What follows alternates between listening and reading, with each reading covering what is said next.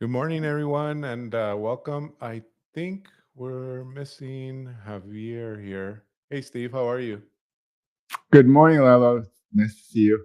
Same here. So, hey, welcome, everyone. I guess we're trying to get Javier, one of our other guests or co-hosts here, to come on. But while we do that, hey, well, thanks for joining. I mean, Steve, we've been talking about trying to do this for a long time. um, I'm glad that we are able to put it together and bring all the different aspects of logistics and shipping and ocean and trade all together in this joint. I don't even know what you want to call this. What do you want to call this? A live cast, a webcast? I think it's the Mount Rushmore, I was going to say the Mount Cargamore of podcasting. Just call it like it is. I think, you bring up a really interesting topic. I met you last year at TPM, Yes. and we had a nice talk, and I did a lot of studies, and I think there's over 500,000 people on LinkedIn that have the word trade or logistics or supply chain in their title. And it's really interesting when you look at people that have stepped up to the plate, like you and I and our guest Javier. He's one of the best as well. And here he is. Oh, he's in and out. But the point I'm trying to make is that out of the 500,000 or so people, engaged in supply chain logistics, ocean freight, trade, customs, I have to say that I feel maybe 100, 200 of those people out of 500,000 are active podcasters, webcasters, putting themselves out there with content. Maybe 100 or 200 is low. But you see where I'm going with it, though. It's like, I think that when you do what we do, right, you put yourself out there. And now, again, I realize maybe some people can't do that, right, because they work for a company. And so they have to be a little bit limited in maybe what they can say or how they can project their own personal thoughts. But you produced an excellent platform here that we're all engaged in, to promote the industry and to promote, our own specializations. So I think we've got here through an interesting journey. I think you'd agree with me, and I also think that we're in kind of rarefied air, that we're privileged to be able to be part of this great scheme and logistics, trade, and supply chain. Where not many. It's kind of rarefied air. If that makes sense. Right, right. No, I understand. Yeah, that is. I don't know how you came up with those stats or numbers, and you found that many podcasters in our industry. That's interesting because I always wondered as well. Because I do see some um, shows or content creators, let's call it, in the industry that do that, and but I guess a lot of them could be also like yourself, right? You don't have a formal show that you go out and put out every week like we do here at Simply Trade, but would you consider those also part of that group? Yeah, I think it's a really interesting mix. There are so many incredible, talented people that have podcasting and do that as a standalone. I think we have Javier in. Hi, Yeah. Javier. Hola. Hey, Javier.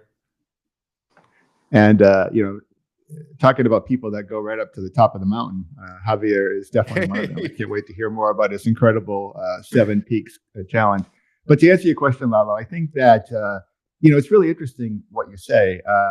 Like last year, I went to TPM as under my Ocean Freight TV branding, kind of like my media branding. Right. And this year, I'm going to TPM more as Ocean Audit. Steve Ferreira, the expert in freight recovery.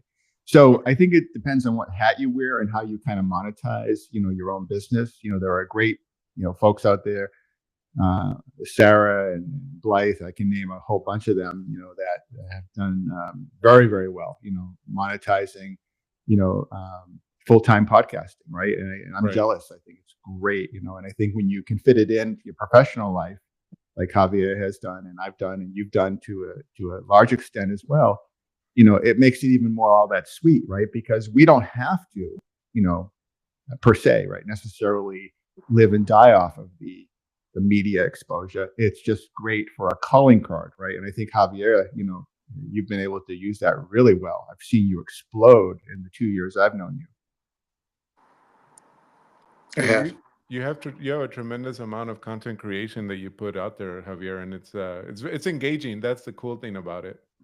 I make it personable. I want people to know that the people that deal with me, that I'm a real human. Like I live the normal life. Like I'm surrounded by these LA fires, and I got a lot of people reaching out to me. But I wanted to thank everyone for their kind thoughts. The work isn't done here yet. Malibu's lost, Palisades lost.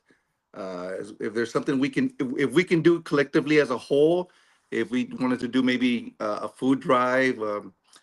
A GoFundMe page for some of these people. It's so sad to see. I mean, LA got destroyed. Anywho, make it personable.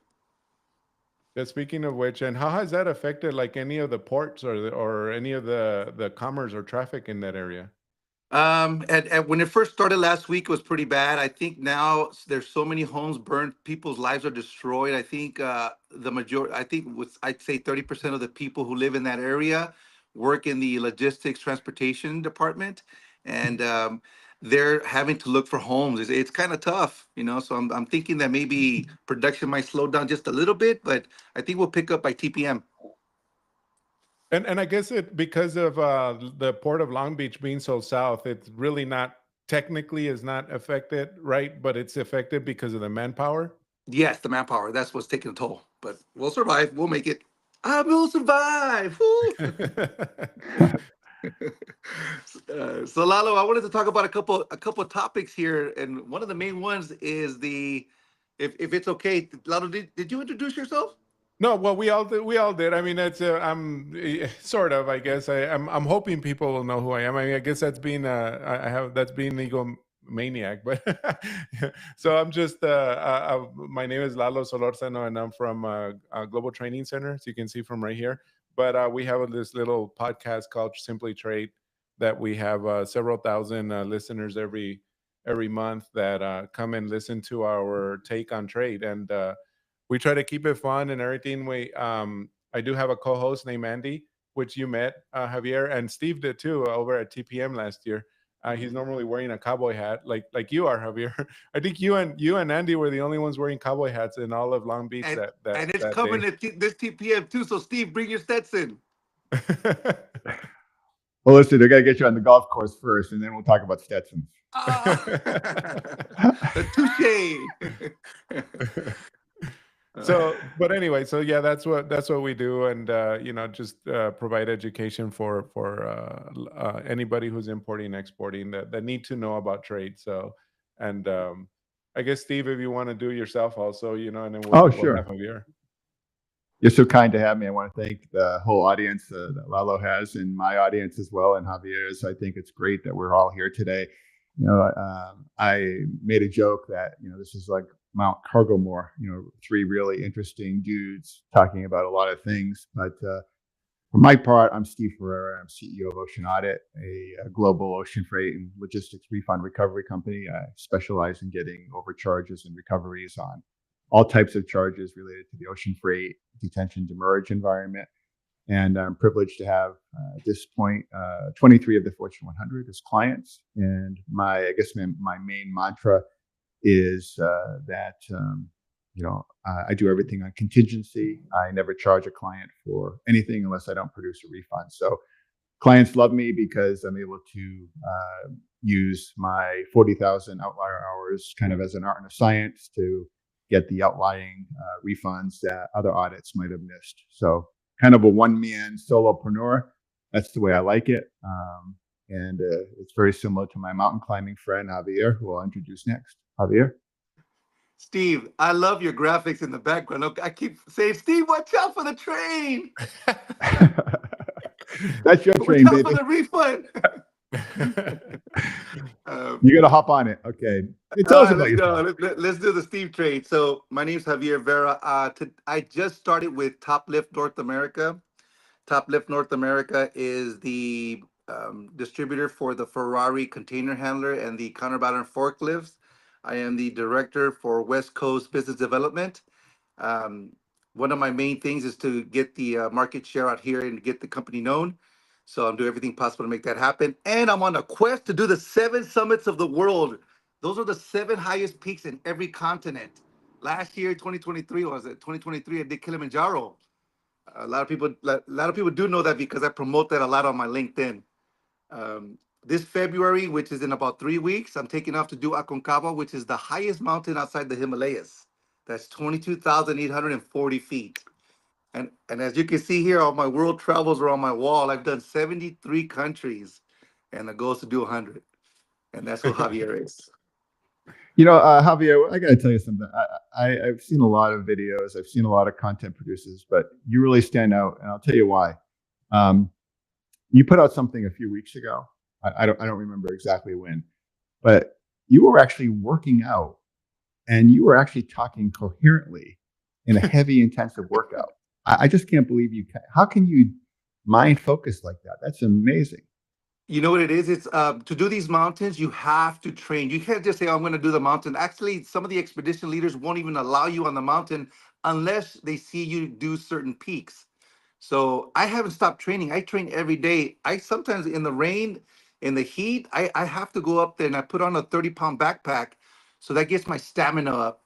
And since I haven't stopped going to the gym, boxing, jump rope, weightlifting, cardio, you gotta get up and do something because our body is our temple. Without this, you can wither away if you just sit around doing nothing. The weight comes, and then with that weight, it's so difficult to move around. So thank you, Steve. I appreciate that. Yeah. Have you ever thought about politics, Javier? I think you would be an incredible candidate for an agent of change. I mean, when I first met you, it's like I'm thinking, who's this guy? And then 5 minutes later, I'm your best friend. I mean, Yeah, you you're were. so personal. Steve, you nailed it. Once you meet me within 5 minutes when we start talking, we're gonna become friends for life. Steve, you and I are gonna get friends. Look, I love the fact that we're doing this because we cover the East Coast with Steve, we cover the Gulf region with Lalo, and then the West Coast with Javier. Boom, the trifecta. That's why I got the three wise men, I guess, Yeah, for lack of a Ah, better word. I'm reading the I note, wouldn't put baby. myself as white. So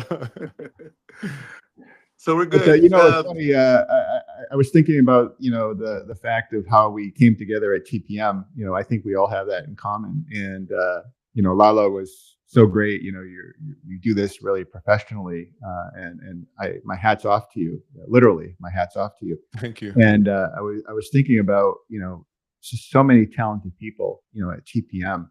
And here we are now in January, right? We're basically, for all sense of purposes, a month away from TPM or so, March 1st.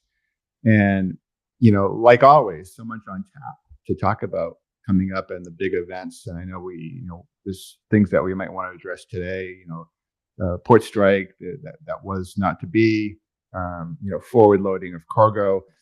And I'll kind of start off. I'll tell you one thing I observed just in preparation for today's kind of get together. Washing machines. There was a movie Apollo 13, and we're talking about how Apollo 13, the tragedy that happened, but the resolve, to get Apollo 13 back. And there was a scene in there where Jim Lovell's wife. Jim Lovell was the commander of Apollo 13. Jim Lovell's wife is talking to Jim Lovell's mother, and the mother says, "Are you worried? Don't worry, honey, because if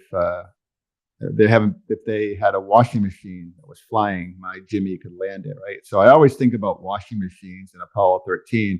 But the only reason I think about washing machines is that's one of the big items that always gets. It's such a high valued item. These very expensive LG or Samsung washing machines. The first thing you think about when you hear washing machines in my book, right? When I start to see them come in so heavy, and I'm monitoring them in the manifesting system on ocean freight. I just looked a few minutes ago. I'm seeing hundreds and hundreds and hundreds of containers, more than normal for washing machines. Obviously, why? Well, the tariffs, right? These will be heavily tariffed and tariffed, excuse me. And so, Lalo, you might have better notes on this than I would, but I think some experts would say that it could add, $100, $200, $250 to a washing machine. So I think the forward loading of cargo is a big story. And I think that's something that, we're seeing more stronger lift volumes right out of Asia pre-Chinese New Year. On top of that, we're seeing cargo that needs to be on-forwarded and before any type of tariffing is taking place. How about some comments on that from the team? I'm glad you brought that up. I was actually just thinking about that Panama Canal, the whole situation with the Trump administration coming into play. And then I believe Mexico is making a huge push for their infrastructure to create their own logistics supply chain between the Gulf and the Pacific. Um, I think that the world for supply chain is going to change real soon.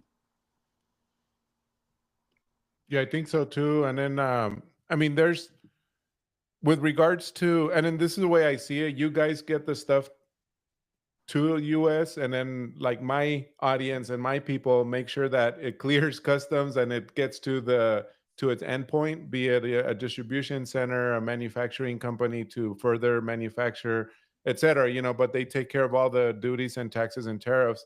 So from what we've seen, and I just recently had a an episode that I recorded. It should be coming out next week, I think, with this really great law firm and group called Sandler and Travis in Rosenberg, and I had them on there, and we discussed a lot of these, like, what does it mean with trade? I mean, I guess we've been talking about it honestly since Trump got elected. I mean, it honestly, it's just been on the forefront. We see it as a lot of people in trade. We see it as job security. It's going to keep us on our toes and everything. So it's just pretty much gonna allow for the trade person to be back at the table, back at the executive table and talking. I heard this interesting saying the other day that if you're not at the table, then you're part of the menu. So you want to be you want to be at the table. You want to make sure that you are in those conversations, and we teach that a lot. We actually preach that a lot here at with our podcast and with our business that we do training. You have to be involved. You have to create that trade compliance culture. You have to make sure that everybody in the organization, literally from the janitor up to the CEO, we call it from C-suite to C-suite, from the custodial to the CEO, um, to know about trade, even if it's just a hint of what's going on, because usually the trade person is seen as the no person, right? They're the ones that are being seen as the ones that say no to, you cannot do this, you cannot do that, you can. I mean, l- normally it's because they tell us trade after the fact, when the shipment's at the port or at the border, and when it's getting ready to cross, versus having planned it, months in advance, maybe even years in advance, when that product was engineered, and being able to determine, how is this tariff going to affect me? Oh, instead of Right. sourcing steel, Right. from China, let's go ahead and source it from, some other country, that'll be a lot better, et cetera. You know what I mean? So it's just things like that. I don't know. Were you going to say something, Steve? I'm sorry. Oh, no, no, no, no. I'm just, I'm so into this conversation. It makes sense. I was looking at some other commodities like aluminum and vinyl tiles, and I remember all the way back to the 2017 or 18 Trump tariffs, the original Trump tariffs. I remember when one of the big box retailers just brought in beaucoup loads of vinyl tile, right? Because they had the infrastructure and warehousing to support that. And, vinyl tile, Model X, Model B, Model C, Model D, whether it's black or white or, tan, it doesn't necessarily go out of style. Certain types of tile, vinyl tile, will be around for a long time, right? So if you can front load that, forward load that, and you keep your costs down. I think the problem is more holistic, right? And I think this is why there's so much waste and unnecessary spend, right? That you help your clients with, I help my clients with, and Javier has to obviously be diligent in terms of what kind of spend his company does as well. But I think I have a neighbor in Florida, and he actually came to me at a cocktail party. It was New Year's Eve, and we were talking about these washing machines, and he said, I heard about the Trump tariffs, and he was coming at it from a consumer perspective, right? And he said, well, what should I buy, Steve? What's going to go up? And he was making a joke. Other retailer is going to make more money. And it's funny, I always think of a study I did years and years ago for Macy's. We were talking about sweaters, ladies' sweaters, or something like that. And I thought to myself, well, if their first cost on the sweater is $20, and then the tariff, then they have to increase it to $20.85, right? Do they really do that, or do they just put it up to $21 or $22? I mean, do they mark it up a little bit more on the first cost and then pass that on to the consumer? Do they subsidize it? So, it's a very slippery slope, right, in terms of how each individual manufacturer, retailer, wholesaler, treats imported product. And I think that's part of the problem is that, like, I talked to another major retailer not too long ago, and he or she was telling me that they're increasing their loading 4 to 7 times more this period, in part due to the early Chinese New Year and also because of the potentiality of the tariffs, right? And so it's a tough nut, right? Because you can't take that and tell, in other words, if you have a vertical and say, I don't know, I'm just making this up, the consumer goods industry, right? What's good for Colgate is not necessarily good for Procter and Gamble, right? Two very similar products, but two different philosophies potentially. And so, when we guys, go and gals, go and work with these companies, we have to remember whether we're an ocean freight vendor, a freight auditor, a trade compliance guy, a manufacturer, a distributor, what's the problem that they have and what needs to be solved? And I got to be honest with you, from my chair, there are tremendous problems because, Lalo, I mentioned to you earlier about I did a study on logistics and supply chain professionals on LinkedIn, and I said that there were 500,000 of them. There's one more part of the study that's really important, and this is a couple of years old, so forgive me with, I'm a little loose here on my numbers.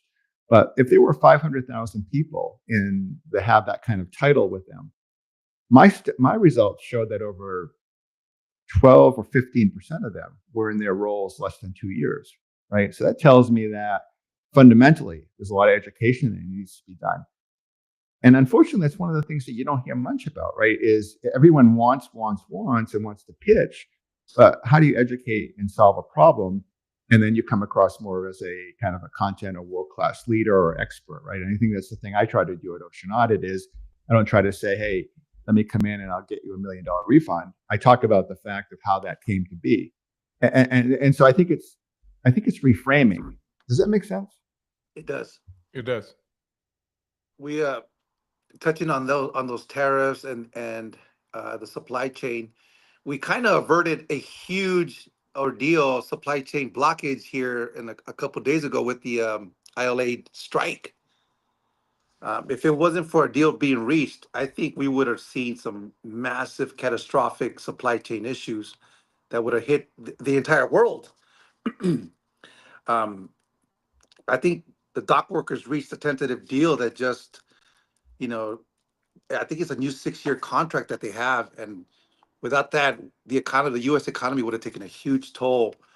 Do you guys see an increase in container port usage on the East Coast, West Coast, and the Gulf? Well, from my perspective, I think what happened is obviously a lot of these retailers, especially with big US DCs on the East Coast, obviously very savvy, and they start to cycle through where the hot spots might be, and so you divert some cargo. I think that now the flows should improve more, but I think the main issue that I wanted to say about that is, and as I said, we've got a lot of great young people in the 20s and 30s that are joining our broadcast and joining the industry, or already are in the industry for 2, 3, 4 years. But they might not know. Like, I remember when I was at Sealand, running the marketing in Asia, in Hong Kong for Sealand back in the 80s. God, I go way back, right? 89, I was in Hong Kong. And I remember, automation was a big hang up at the ports, right? As far as the ILA and the American unions are concerned, automation is a huge stumbling block, right? But you look at something like, the ports in Europe, in Rotterdam, they were so automated even in the 80s, the beginning of automation, right? The Europeans had a special way to do things. And it always stands out to me, when they do surveys. And again, I'm going to delve into my topic on the ports, but you look at, say, the top 100 top 100 airports globally, right? Airports. Very few American airports, make the cut, right? But Shanghai, Singapore, some European airports, they're very customer focused. They're centered around the customer. They create a beautiful environment. It's the same thing with ports, right? Port efficiency. I think LA, Javier, is probably, the best in America, but it probably falls, 20th or 30th on the list. Again, I don't have it in front of me. So I think that we have a very inefficient system. And it's kind of funny, right? I don't know if necessarily the industry wants to make it super efficient. I know that's a little bit of a juxtaposition, but what do you guys think in terms of the creation of, more efficient networks? I think the dock workers have a lot to say about that because they're so band together as a brotherhood where they're trying to Right. fight it. Lalo, do you see that happening in the Gulf? Well, I mean, I'm not that close to the Gulf in the sense that I'm in the I'm on dry dock here in El Paso. So, but anyway, but what it is that what we have seen, and when we do talk to certain people, we've touched a lot of this on our podcast, and we've tried to address that as well in trying to figure out why or what is it that we um are still kind of even having this discussion in today's environment and world on including automation with especially in something like the ports. I get it, and I'm very I empathize, I guess. Is that the word? I don't know, for the American worker. In fact, I mean, I'd hate to see anybody lose their job. I come from a technology background. Both my wife and I have worked back in the day. We used to call us computer programmers, but now they're software engineers. And my both of my kids are software engineers too, up in California. So we come from a technology background, and I find it hard to believe or understand why we wouldn't automate. Right? I look at the different factors and everything. I understand. I mean, I kind of read through the agreement that they had with the union workers and the you know the The ports. Maritime Alliance? Yeah, the Maritime Alliance. There's no details, unfortunately, but Yeah. there is some hints as to what they might have agreed on. And so the idea is to create jobs, not get rid of jobs, but create jobs that include automation without affecting the existing jobs. I love that idea because I think naturally those port workers that might be doing something, that again, and I don't discredit anything that anyone does because everybody's job is important, but I'm thinking, what if they want to do something different? What do they want to do, like automation and software or technology or whatever? They have a path forward now. You know what I'm saying? Because now there is something available or potentially available. Again, they haven't published anything, any formalities on that. So I can only see that, but I can also see the other side. I mean, earlier this year, if it wasn't this year, it was last year, where President Biden was talking about putting in some measures through the FMC and other government organizations in fighting cybersecurity breaches in the ports, more specifically with the cranes. This is really crazy. Who would have ever thought Mm. a crane, a mechanical crane that picks up and moves, this big old structure, can get hacked by the Chinese, which they found, excuse me, which they found that they do. They do. They're getting hacked. Turns out, obviously, that all the brains and computers and chips and everything that run that crane, cameras even, that are all Chinese, have a Chinese chip in there or somehow, and that's how they're getting hacked. So so there was an initiative by the U.S. government to try and avoid or prevent that. So I can see that. I can see why there's concerns also. But again, there isn't everything, right? I mean, and why are they trying to ban TikTok? You know, and recently we saw that the Chinese have also managed to infiltrate the iMessage network for iPhones, right? So anyway, it goes on and on. So, but yeah, But that's with what this, I see. Again, I'm not necessarily looking at the physical movements of cargo, coming in and out, like even on the Gulf Coast or anything. But that's just my perspective. this new agreement actually protects the jobs from ILA, and it establishes a framework like implementing technologies that create more jobs, and at the same time, modernization of the East Coast and Gulf Coast ports. So the ports, so that's going to make things more efficient.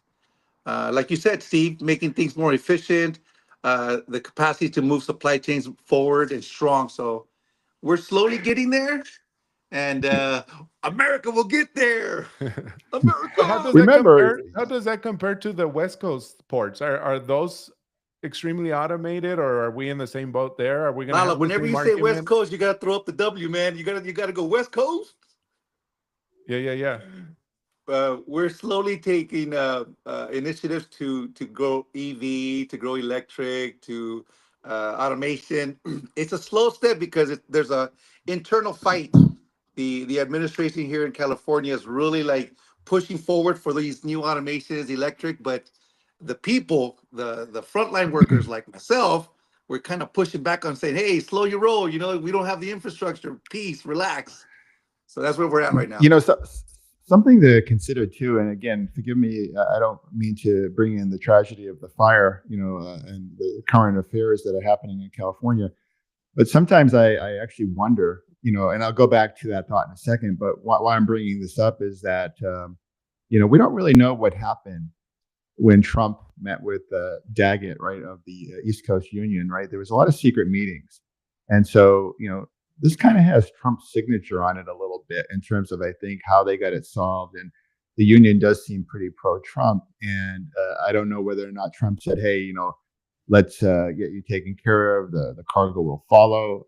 I don't know what kind of back office deals took place there. So it was a little odd the way that this kind of came down. And the reason I guess I bring that up is I wonder, Javier, if, just pie in the sky, if, Mayor Bass, ended up resigning, or Governor Newsom didn't do well as a result of the fire. I wonder if it changes the dynamics of California politics in a way that, might not be so eco-friendly. I wonder if there's be anything that would say, hey, maybe we need to course correct the way we do things here on a West Coast port. What do you think about that, Javier? You hit the nail on the head exactly, because it showed that they weren't prepared. They were too loose on their policies. Whatever they were doing, they weren't pro. I'm born and raised Los Angeles, so I've seen this city go from good to bad to worse. It's gone to a point where I'm considering moving out. This tragedy in Los Angeles with the fires has really opened the eyes of the people here in California, where change is coming, and change is coming for the best. And I think that we'll get through it. We'll make it happen. Yeah, and I think when you talk about that change, right, and you talk about the audience, obviously, that would view a symposium like we're talking today, the international trade folks.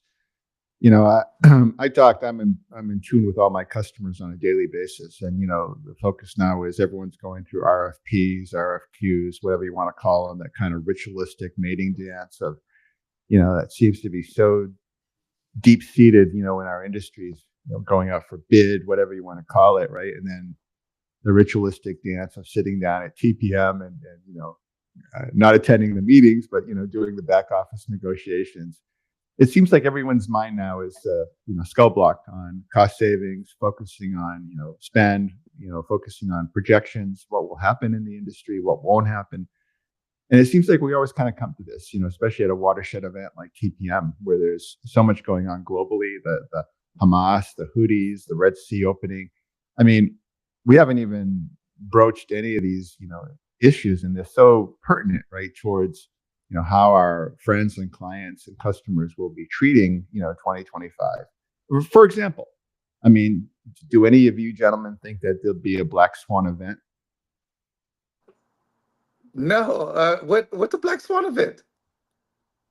Well, for example, we have the new illness coming in China that there's some talk about, you know, um, is there any kind of new airborne disease that would be coming in that would potentially harm Americans? Not to say that we'd ever go through a traumatic event like COVID again, but a black swan event would be something that impacts the health, the economy, the welfare of American and global workers. So, and something that would impact the industry. A strike, a prolonged strike would be a black swan Wow, event. wow, the black swan event. You know what? It's so hard to see, but I'm kind of hoping that we avoid any kind of black swan event because man, we took a hit during that pandemic, so it was hard to get back. Did we But now ever? we're slowly starting to get Yeah. back.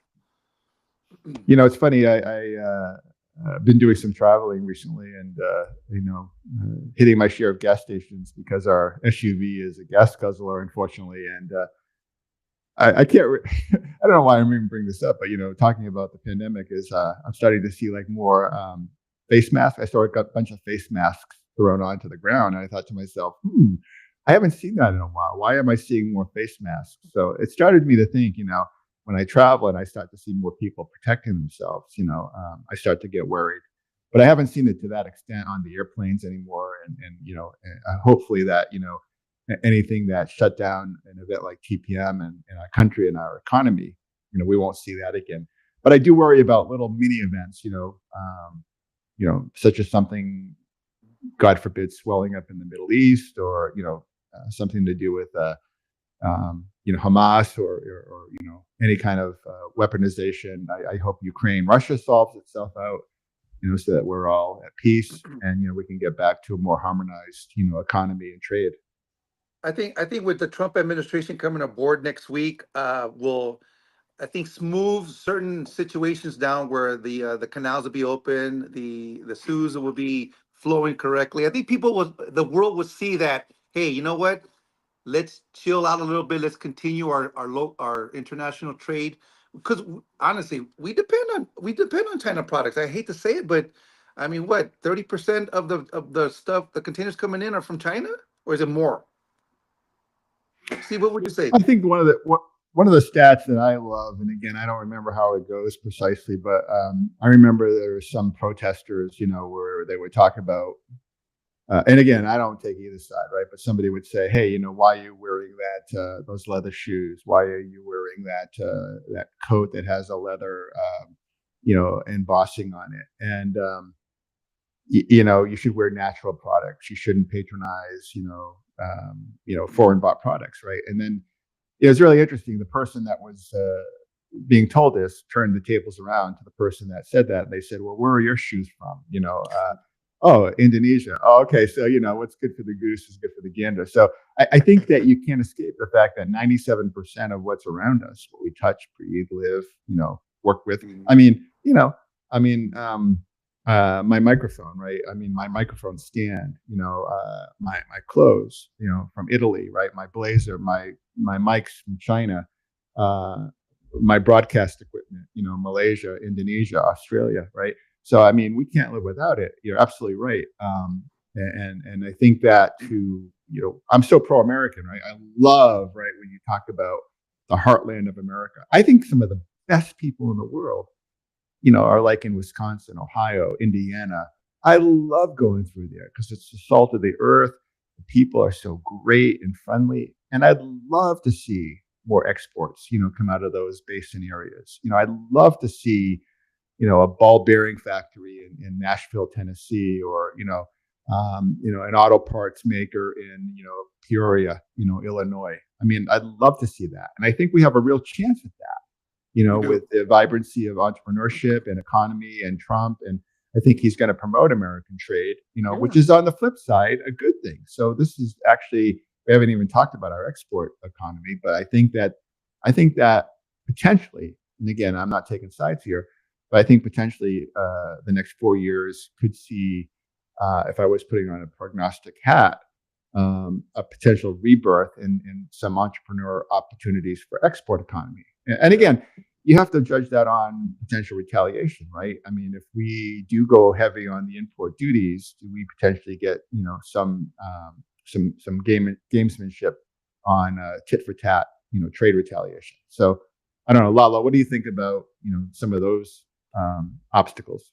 Well, one of the things that we discussed or have been talking about a lot lately has been specifically that, like all the different threats and ideas of the Trump administration or incoming administration having to put like 25% tariffs on Canadian and Mexican products. I mean, or 100% tariffs on BRICS nations.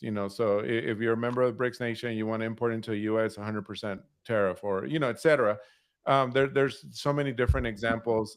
There's an across the board proposal of I think it was like 15 to 20%, something like that, or 10 to 20% for any imports. And so you just never know. One of the nice things that we have been talking about, and again, it's not my thought or idea or concept at all, but and speaking to, again, reverting back to our friends over at STR, one of the consultants there, she said it really well. She said, Nicole, that's her name. So she said, um, don't follow the bait. In other words, don't go after that. I mean, don't, just because Trump says, he's baiting us, right? He's saying all these if you adjust and fix your business because of that, you may find yourself in a situation where you did it all for nothing, because historically it has happened that um, he may say a lot of things, but he doesn't follow through with them. You know what I mean? It's kind of almost like Agreed.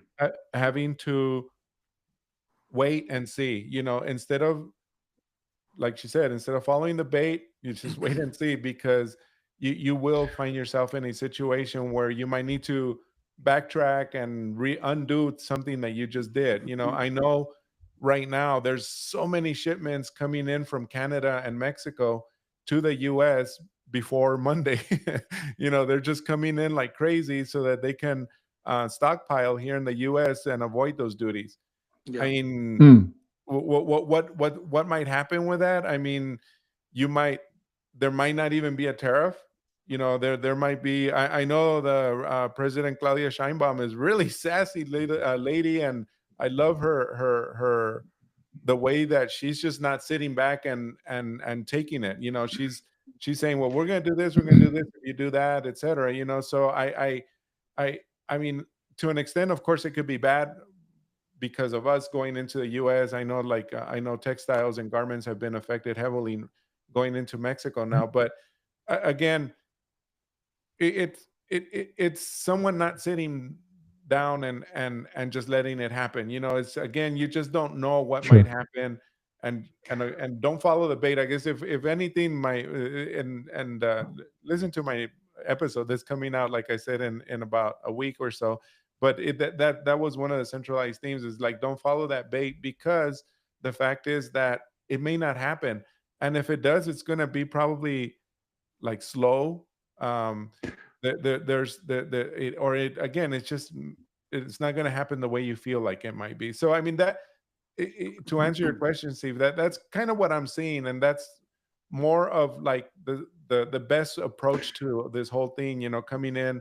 I do love the idea of growing small businesses in the US, making them stronger, et cetera, by preventing dumping, or it really wouldn't be dumping, but low cost imports and items coming in. But at the same time, Right.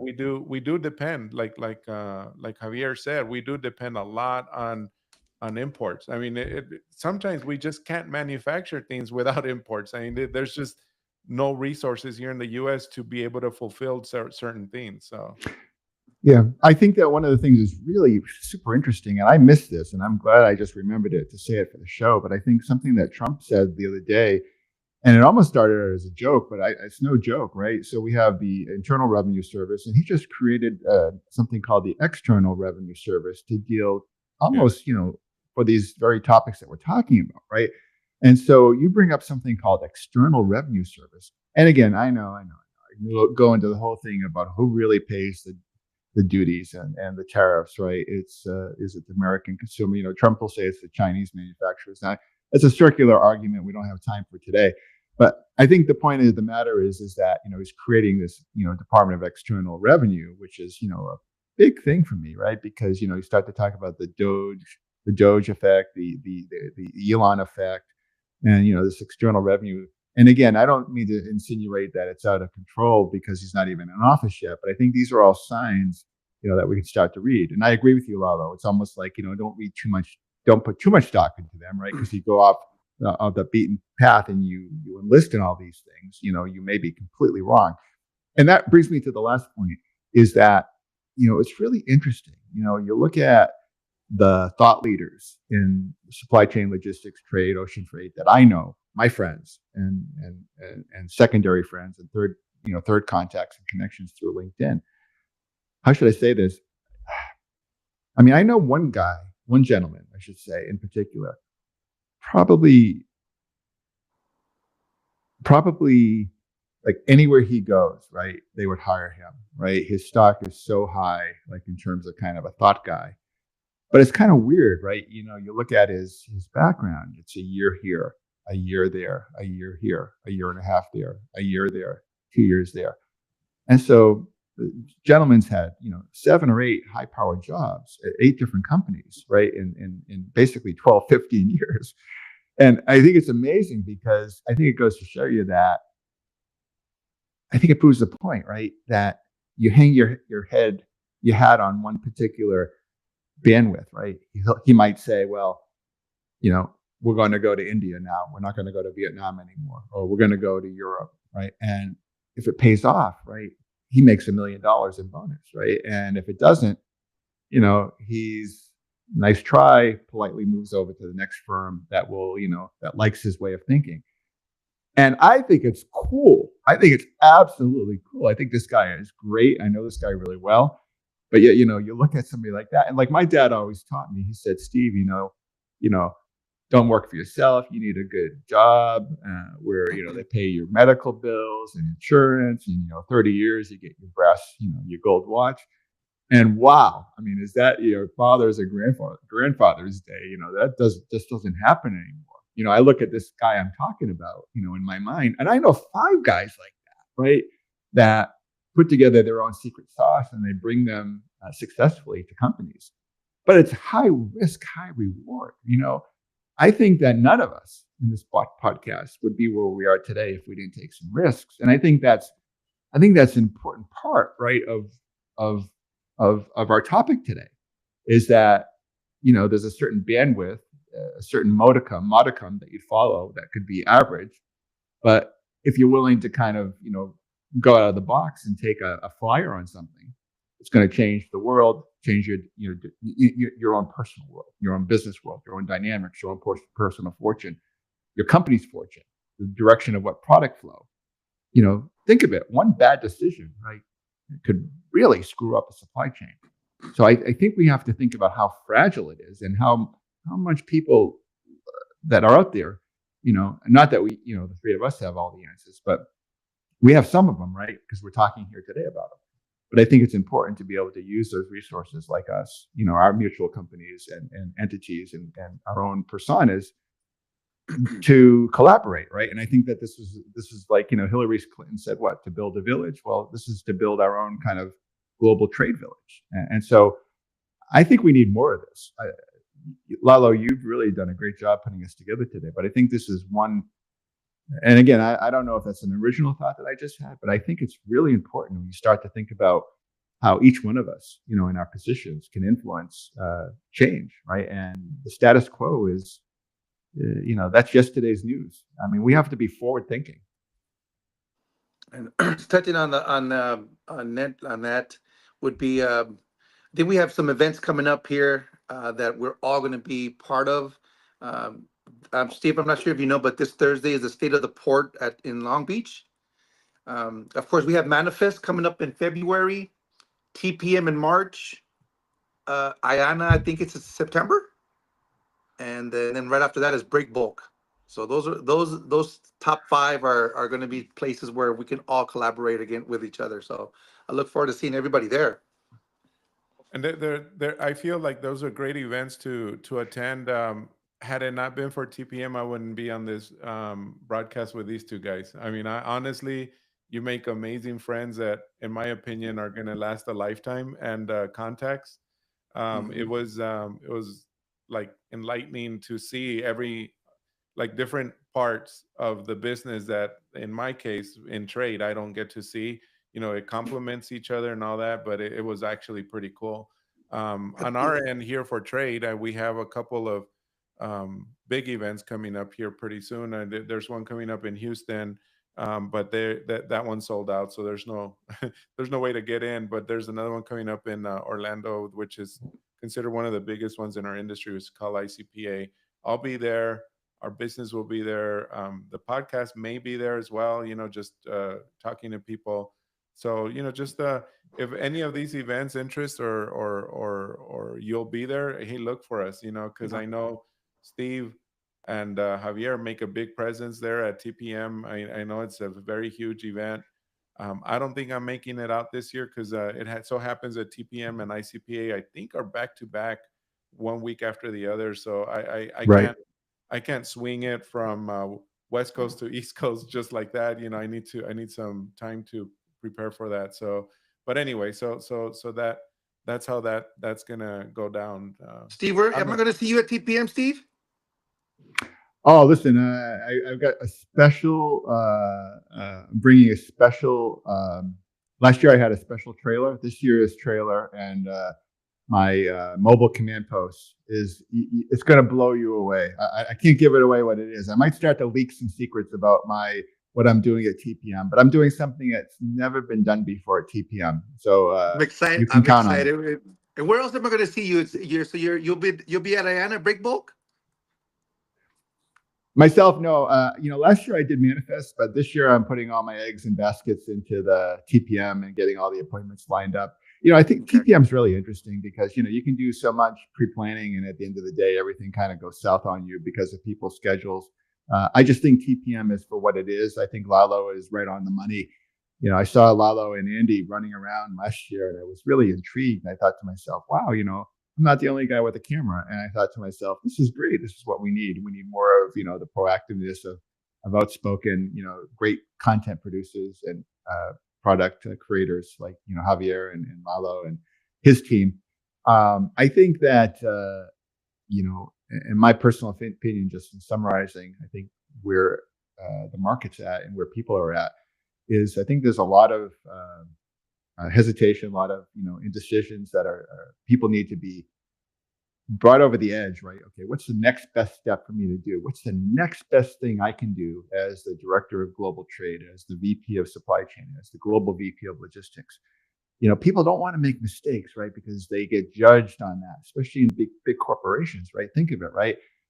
You know, the three of us, at least I appear to be, we have pretty good freedom of what we can say and, go out on a limb, right? Many people are hesitant, right? Because they want to be able to show to their bosses and ownership that, hey, I'm doing the very best thing I can do. So I think that's my message too to the providers that are going to be at TPM. Don't just go there and think you're going to sell, right? You go there and pick a niche, right? I'm so big on niches, like a niche market, like ocean freight auditing. That's all I want to do. I don't want to do parcel auditing or warehouse auditing. Pick a niche and get really good at it, right? And you know, maybe you want to be a content creator. Maybe you want to be able to go to logistics companies and talk about, how you can enhance their profit by 3 cents an item. Maybe you call your new company the 3 cent profitizer.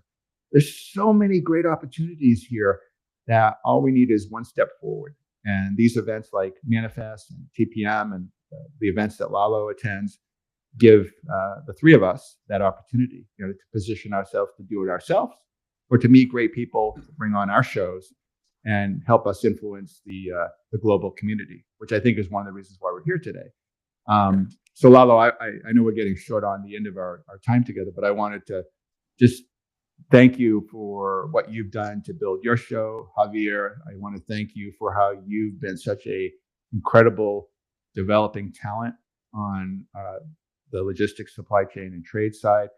And hopefully, I like to pick up the pieces on my side too, and help clients and friends solve the problems at hand. I think that's what we need to do. We need to band together because listen to us talk today, right? There's a zillion things that are taking place, and how can you be an expert in any one of them? So collaboration is the best modus operandi, and we need more teamwork like the three of us have done today. Cool. Well, I'm going to sign off by saying, guys, I leave February 7th for Aconcagua. It is a 20-day mountain summit. I return Saturday, March 1st, hopefully, if everything goes well. And if I could, I wanted to give a quick shout out to my corporate sponsors, Rudy Diaz with Height Logistics, Henry Wilson with Fastlane Transportation, Don Peltier with Paramount Intermodal Systems, and Mr. David St. Ledger with the Modern Group. Lalo? Yay. Awesome. Yeah. We'll see you in time for TPM. Yeah, exactly. Well, good luck with that, man. I mean, all I'm doing is running a half marathon at Disneyland this February 2nd. So that's nothing compared to what you're doing. So, but anyway, I enjoy half marathons, and although my physical shape, probably people are thinking that guy runs half marathons. I actually do. But anyway, but thank you all. I guess we are running short on time here, and we've I can't believe we filled in an hour. I mean, we were thinking 30 minutes, right, guys? And here we are an hour later. So thank you all. Great. I mean, anybody, reach out to Steve, reach out to Javier, reach out to myself. If you like this, we'll keep on doing it. I mean, who knows? I mean, it's a lot of fun. This isn't even work. I mean, this is fun. This is the fun part, right? I mean, but love what you do. You never work a day in your life. Exactly. Guys, thank you so it was much. a pleasure. Guys. Thank you all. Have a good day, and we'll be in touch. Peace.